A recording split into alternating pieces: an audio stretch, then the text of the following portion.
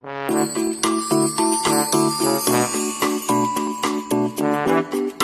welcome to another edition of the Hot Seat Interview. I, of course, am your host, Leo Brady, film critic for AMovieGuy.com, and I am incredibly excited to be here today with a guest who has made, in my opinion, two of the best James Bond movies, so many other excellent action films such as Vertical Limit and Edge of Darkness.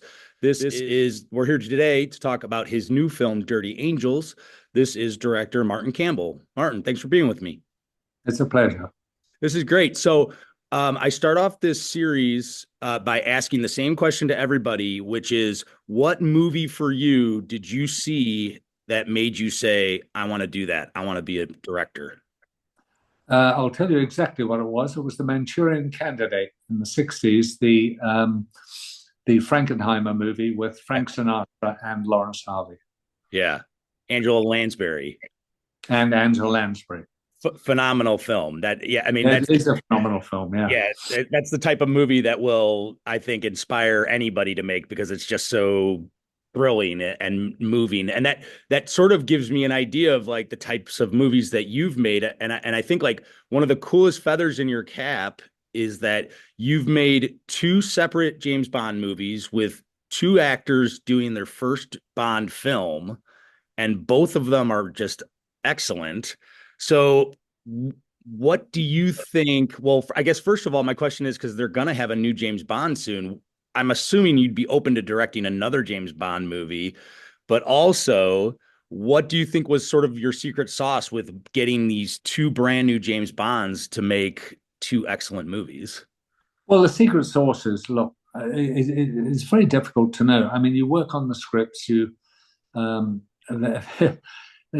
don't quite know an answer to that, other than you get your script, you get your actor, you work with them, you plot the action, very carefully. Always on Bond, the action is you go through this hilarious process of, well, what can we do that's completely different, right? Well, right. How about we have a tank chase, right? Oh, brilliant! In fact, it was a special effects guy who came up with that idea, which was really good.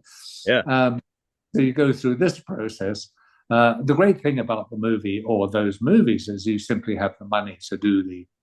Although GoldenEye, I have to say, I think the final budget was 58 million. Now, if you compare that to what the last cost, it was a vast difference. And Casino, obviously, we had a good budget and so forth, but it was a very different movie in the sense that the tone of the movie had to change. Went right back to the books, quite honestly, to the original, and tonally very much back to the book. Yeah. Well, and I like going through your filmography too. What I kind of like love about a lot of the movies that you make is you like to do films that are just focused on maybe one major character that is going through their own internal conflict. Like, what is it about like a story that is just a singular individual, going through these, hard issues, or whether it's they're a superhero or whatever? Why do you continue to gravitate to stories like that? Well, I have to tell you, if you look at most films, those are the stories. Yeah. Look at Gladiators, Paul Mescal, right? Right. Russell Crowe. I mean, what you're saying really is probably 98% of movies are exactly what you're talking about, right? Yeah. And the great thing is you can latch on to a character that is, and the more kind of psychologically complex they are, obviously the better. But in most cases, and probably in my last 4 or 5 movies, I did The Foreigner with Jackie Chan. He's playing a serious role. He's an old man who, a complex character who tragically has lost his daughter and has to, right? And you follow his journey, and the Protegé and the Liam Neeson film, and The Dirty Angels. Eva Green is a very complex character. Somebody who has had psychologically traumatized by an event that really dictates her actions throughout the whole movie, Right. and earns the distrust of the team that she's taking into Afghanistan, and she finally has to gain their respect by the end of the movie. Yeah. Right. And the horrors of what happened to her, if you see what I mean. That's an interesting arc to me. Right, right, right. Yeah, I mean that's the type of things that like drive good action. Well, and it's interesting too because you're working with Eva Green for the second time, Yeah. and but what is also interesting about Dirty Angels, your new film, is that you do have a pretty excellent ensemble cast. You've got Ruby Rose and you've got Maria Bakalova. That there is a little bit of a feel of the like a Dirty Dozen, Kelly's Heroes, Wild Bunch kind of thing that sort of forms with Eva Green at the top. I mean, did that just sort of organically happen where this collective group of agents and people going in on a rescue mission, did that just organically happen because there's great chemistry amongst the cast, or is that something that was there in the script? Well, the three movies you mentioned previously are movies I love. I mean, Yeah. I've always loved mission movies, from Guns of Navarone to the Dirty Dozen and Yeah. Kelly's Heroes and The Wild Bunch. And I mean, they're great movies, really great movies. And to be honest, this is a little more.